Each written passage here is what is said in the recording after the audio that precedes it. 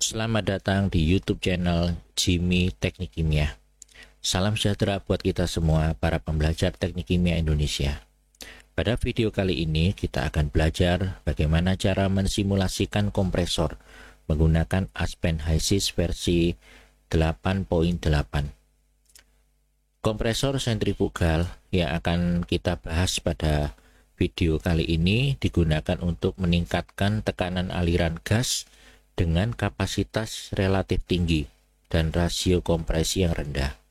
Simulasi kompresor sentrifugal dapat melakukan perhitungan properti aliran seperti tekanan atau temperatur output maupun efisiensi kompresi.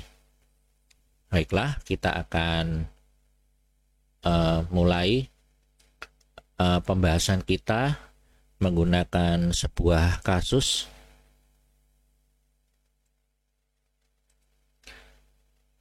Campuran gas alam. Ya, di sini kita bisa lihat di soal yang ada di bawah ini.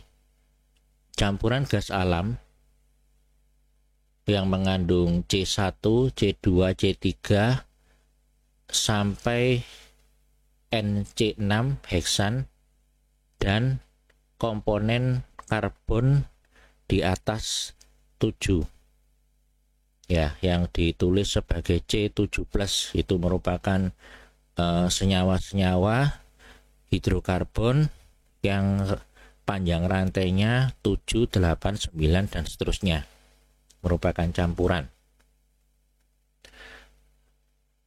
Campuran gas alam tersebut ada pada temperatur 100 derajat Celcius dan 1 bar, diumpankan dalam sebuah kompresor yang efisiensinya hanya 30%.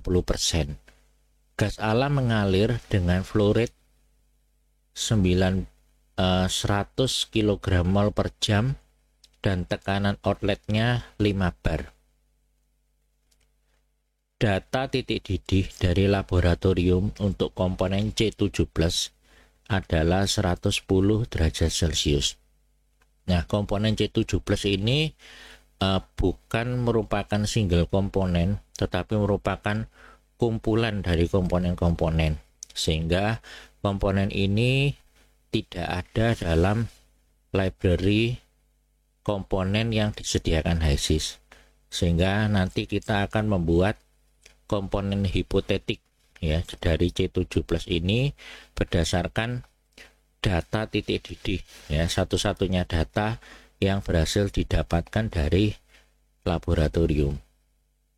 Nah, kita diminta menggunakan fluid package Peng-Robinson ya untuk menentukan temperatur outlet gas alam. Nah,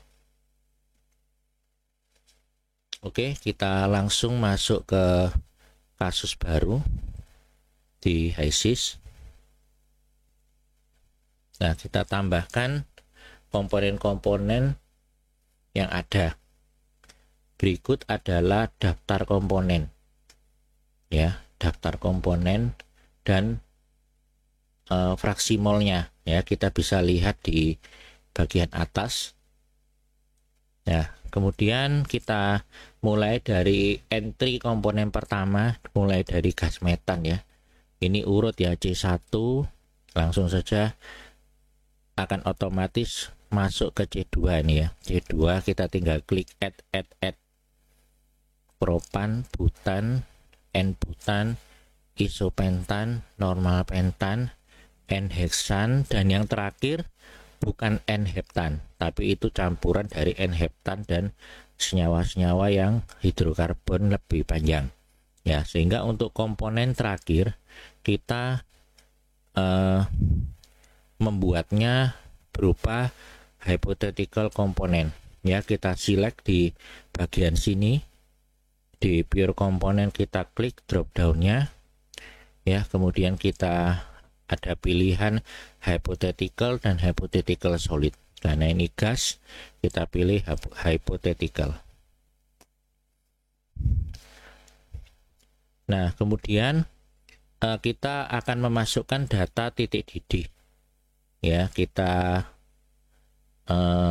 klik generate hypo, atau ini ya kita pilih yang nomor 1, kita double klik di sini ya, kita double klik, kemudian kita ganti namanya menjadi C7 plus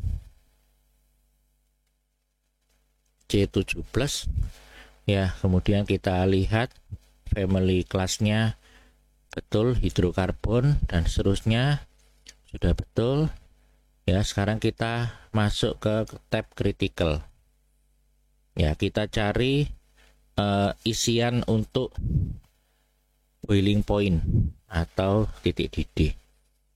Nah, ternyata di sini ada ya boiling point di sini 30 ya, kita ganti dengan data yang ada 110 derajat Celcius. Oke. Kemudian di bagian bawah ada tombol estimate unknown property ya. Di sini kita meminta HYSYS untuk mengestimasi properti-properti yang tidak diketahui berdasarkan titik didih tadi. Kita klik. Nah, kemudian akan muncul berat molekulnya kira-kira 105. Ideal liquid density-nya kira-kira 736,5 dan seterusnya. Ya, kemudian kita tutup di sini. Ya, kita sudah berhasil membuat hypothetical komponen. Kita klik C7+ di sini. Kemudian kita klik add. Nah, dia akan muncul di sini sebagai komponen terakhir. Oke. Untuk komponen list sudah selesai. Berikutnya kita masuk ke fluid packet. Ya, sesuai arahan dari soal, kita menggunakan Peng-Robinson. Ya, kita cari Peng-Robinson. Nah, sini sudah hijau. Kita bisa langsung masuk ke lingkungan simulasi. Ya.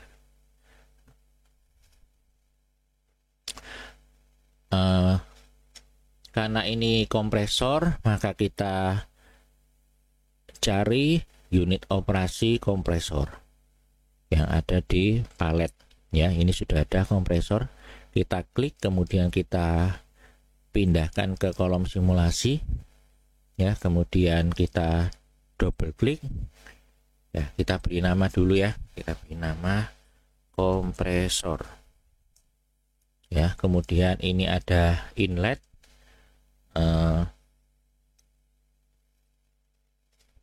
kita beri nama fit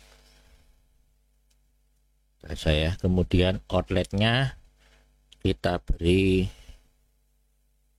nama outlet gitu aja ya, kita beri nama outlet, terserah untuk penamaan ini ya. Energinya kita beri nama W. Oke, untuk penamaan inlet, outlet, dan energi sudah. Kita melanjutkan ke parameter. Nah, seperti halnya di pompa. Nah, parameter untuk kompresor dan expander itu hampir sama sebetulnya, namun sedikit lebih kompleks ya. Kita lihat ya, ini ada di kelompok efisiensi. Di sini ada adiabatik efisiensi dan polyprotic efisiensi. Nah, kita hanya mengisi adiabatik efisiensi saja. Ya, di sini diketahui bahwa efisiensinya adalah 30%. Ya, kalau tidak disebutkan efisiensi apa, ini kita asumsikan adalah adiabatik efisiensi. Nah, apabila di data soal ada polyprotic efisiensi, maka kita bisa memilih metode perhitungan polyproticnya itu bisa menggunakan School, Huntington, dan reference. Ya, tetapi karena kita hanya adiabatik, maka selesai sampai di sini. Kemudian ini ada duty, itu karena tidak ada data di soal, maka kita tidak mengisi. Ya, Kemudian di sini sebetulnya disediakan dua tipe dari kompresor, yaitu sentrifugal dan reciprocating. Ya, kalau reciprocating ini lebih sederhana ya. Nah, untuk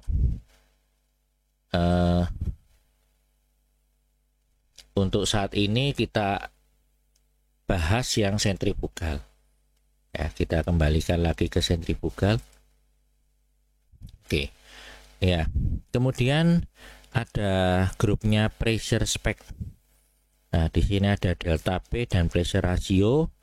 Berhubung di soal tidak diketahui delta P-nya, tetapi kita harus menghitung supaya bisa mengisi delta P ini.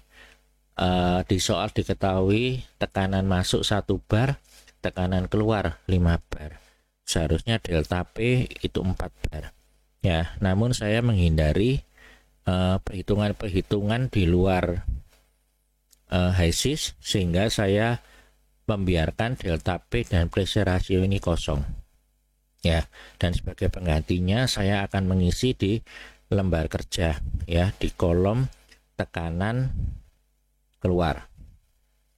Nah, kemudian di sini ada opsi untuk kurva input. Ya, opsi untuk kurva input itu ada single material width, multiple material width, dan sebagainya. Ya, sebagai pemula kita asumsikan opsi input kurva itu adalah single molecular width.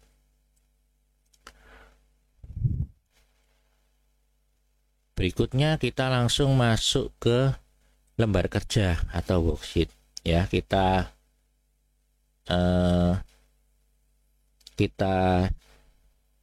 isikan kondisi operasi yang sudah disediakan di soal. Ya, temperatur masuknya 100 derajat Celcius, tekanannya 1 bar, kemudian laju alir molarnya 100 kg mol, ya, 100 kg mol per jam. Oke, berikutnya kita perhatikan lagi soalnya. Efisiensi 30% sudah kita masukkan. Ya, kemudian gas alam flow rate, tekanan outlet sudah. Ya, kemudian kita masuk ke komposisi. Ya, tadi kita belum mengisi komposisi gas masuk. Ya, kita mulai dari metan. Kita lihat di atas. Ya, di atas ini adalah komposisi. Ya, komposisi dari masing-masing fraksi. Ya, kita ketik untuk metan 0,330. Kita enter, masuk ke input composition for stream. Ya, kita lanjutkan untuk etan 0,143, 0,101, 0,098, 0,080, 0,069, 0,059, 0,078, dan yang terakhir 0,042. Oke, semoga totalnya 1. Nah, syukurlah kita mendapatkan 1 ya. Kalau ini tidak 1, mungkin kita salah mengetik ya, dan kita harus melihat kembali, ngecek semuanya apakah kita ada kesalahan. Di sini composition basisnya mole fraction ya. Seperti di soal itu ada judulnya adalah mole fraction, dan untuk komposisi gas itu biasanya menggunakan fraksi mol juga. Oke, kita selesai untuk fitnya. Ya, kemudian kita tadi kita lupa tidak memasukkan tekanan keluar ya. Padahal tekanan keluarnya sudah diketahui 5 bar. Kita isikan 5 bar, kita enter. Nah, kita bisa melihat bahwa simulasi ini sudah konvergen ya, dan kita bisa melihat hasil-hasil lain. Misalnya kita bisa klik performance ya, kita bisa melihat adiabatic headnya sekian meter ya, kemudian speednya ini kosong ya, tidak ada perhitungan ya. Kemudian kita cek di desain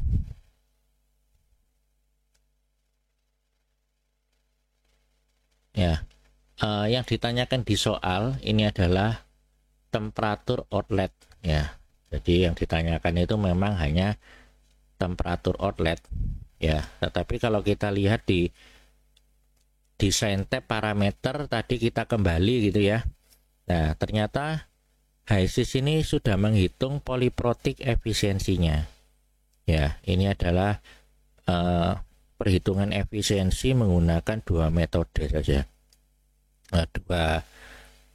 Dua sumber ya.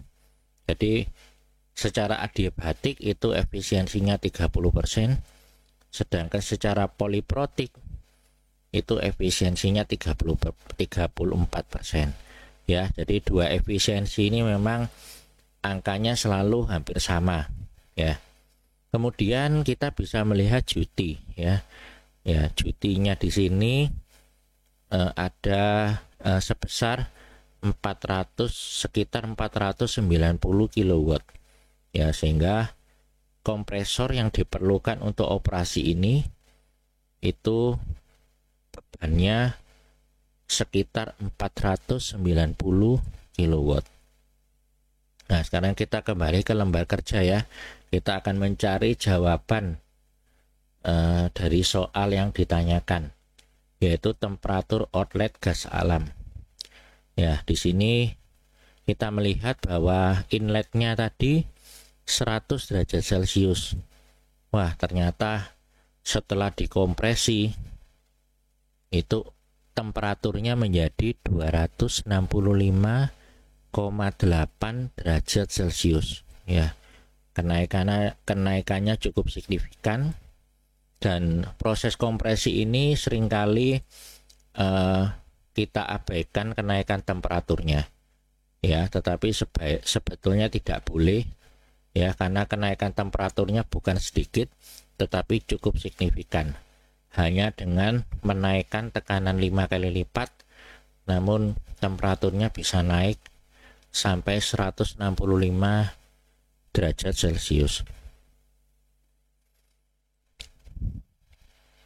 Ya, kita bisa menampilkan kondisi inlet dan outlet dari kompresor dengan klik kanan di ruang kosong di lingkungan simulasi ini.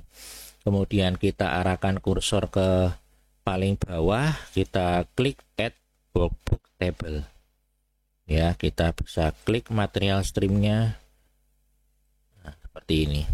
Oke, kita bisa melihat berapakah temperatur, tekanan, molar flow yang masuk dan yang keluar.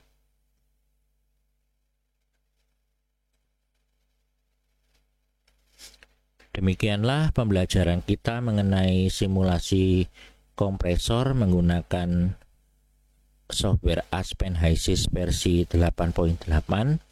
Apabila ada masukan atau pertanyaan lebih lanjut, silakan tinggalkan pesan di kolom komentar. Semoga pembelajaran kali ini dapat bermanfaat bagi kita semua. Sampai jumpa dalam video-video pembelajaran berikutnya. Salam Teknik Kimia Indonesia.